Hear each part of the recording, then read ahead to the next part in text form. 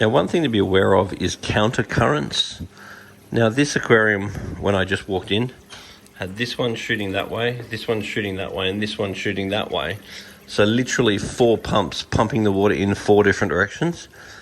And if you have very high powered pumps, that is an option. But what you need to be aware of is that counter currents mean that the energy of the flow is resisting the energy of the flow. So they sort of cancel each other out in a way as far as kinetic energy is concerned. Whereas what we've done now is we've aimed both of these forward and aimed that one forward. We have very, very good surface agitation. And the thing now is because the water is working together, then instead of kinetic energy working against you with counter currents, now the kinetic energy is working with you.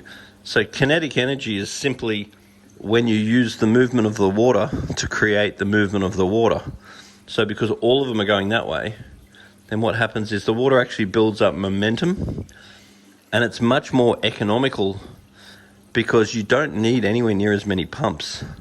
When the pumps are working with each other, like this, then if you actually turn the pump off, the water will still be flowing for a very long time because there's no resistance against that flow. Whereas if you have pumps shooting off in different directions, you'll find the water flow stops very quickly. And that's because the pumps are working against each other. So as far as water pressure in front of the pump is very high, but the water pressure away is actually much lower because the pumps are working against each other. And if you turned off the pump, the water flow would stop very quickly.